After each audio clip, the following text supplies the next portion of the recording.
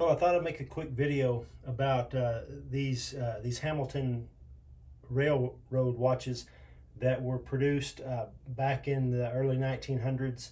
I'm not going to give you the dates on these. You can look up your pocket watch date through various websites and find out some pretty specific information about them. But what we have here, we have two um, 940s. This is a 940, and this is a 940, and then this is a 946, and this is a pretty hard to find watch. They're out there. You can spend a lot of money for them and pick them up. But I just want to talk about a couple of things. I'm not going to get into a lot of the details on these. There's some really great articles on some forums and things like that. But I had these in my hands. These are all mine, and getting ready to get rid of them. But I just thought I would show them to you right now, and then talk about a couple of different things if you're getting into pocket watches. So, like I said, 940, 940, and these are both 21 jewel ruby and sapphire jewels, double sunk crystals. And then this is the 946, and this is a 23 jewel. These are all three 18 size pocket watches, adjusted to 5 positions, which was important. To be a railroad watch, I'm having trouble with that word this morning. Really, they only needed 19 jewels, and in some cases 17 jewels, but 19 jewels was enough for them to make it. But the more jewels people thought, the better, and it did make for a nice watch. And so let me take these off and kind of show you a few details.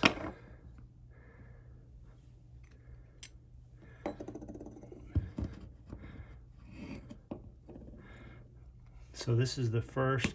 At various points in my collecting days, I have had all the variants of the 940 as far as the markings go. These are not fully marked. They're still very nice watches. And then the 946.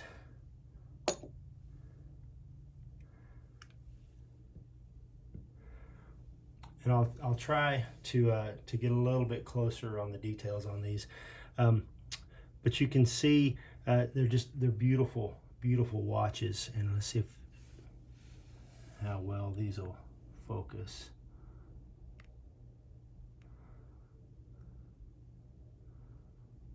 Very nice.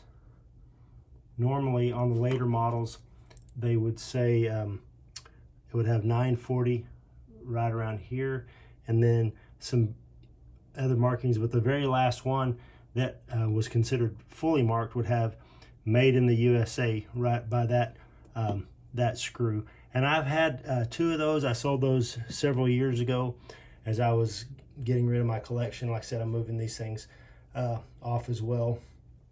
But really just beautiful movements.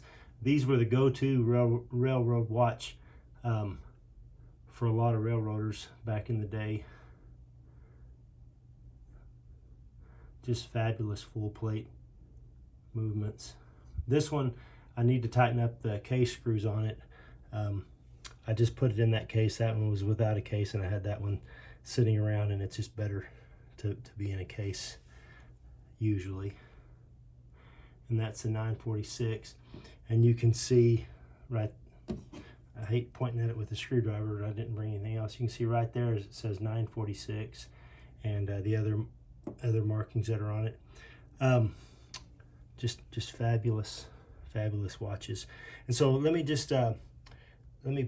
kind of put these case backs on very lightly. Walk over here, and then I'll show you the dials. These are all original dials to these watches. Just give you one more good look at this one if I can.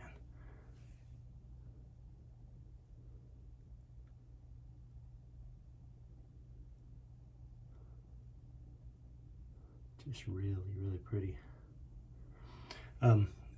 just some of the details about these watches, and most watches of this time frame.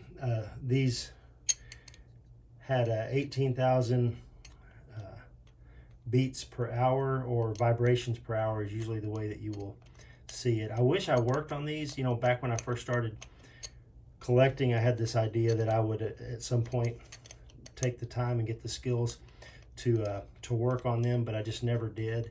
I've done a few things, not on these Hamiltons. I have replaced hands and dials on some other watches, and it's not hard if you're careful, but I've never tried to fix a balance staff. Everything that I've owned, you needed to have a lathe and some other specialty tools, and I've got a few things as I was thinking about getting into it, but just never did fully take that plunge. And then put this case back on.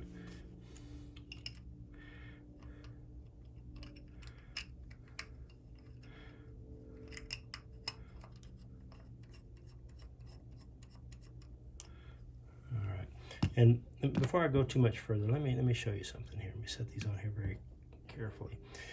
One of the things that you can, it's obvious, is this crystal. It's plastic, and it has yellowed. And one of the things that when I first bought this, I took that off and I set that in a drawer, because there was older plastic crystals at some point, and as they age, they emit some type of gas, and it causes the hands to erode. These hands have a little bit of rust on them. You really can't tell too much. I can see it. See if I can get that just right angle on the hour hand, especially. Yeah, you can't really tell using this camera, but it's definitely there. This dial has a few hairline cracks. That would clean up nicely for sure. But what you want to do is, if you're just new into pocket watch collecting, and you come across a watch with a yellow dial and you just have to have it, pop that dial, that crystal out of there. I think I said the wrong word a couple of times, but pop that yellow crystal out, or leave it in the bezel and set it aside, because you don't want to do any more damage to your pocket watch. You can see on this one, those spade hands are just nicely blued, beautiful hands.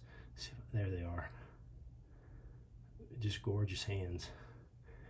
And this watch has a few hairlines, but usually when a watchmaker is cleaning them, they'll soak these dials, or you can clean them without soaking, and they clean up very nicely, where you can't even see the hairlines. These hands are also very nice. This dial is pretty dirty.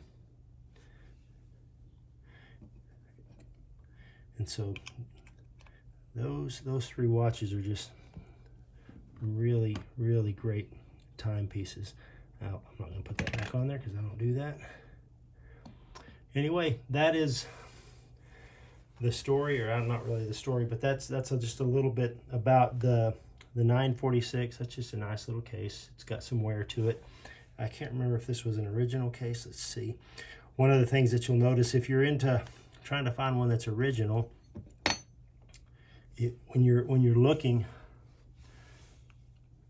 no, this is not an original to this movement. So you can see there are some screw marks there, screw mark there. There's a couple different places where it's obviously had a different style movement in that case. I believe this one is original, or there's no other screw marks other than that 940.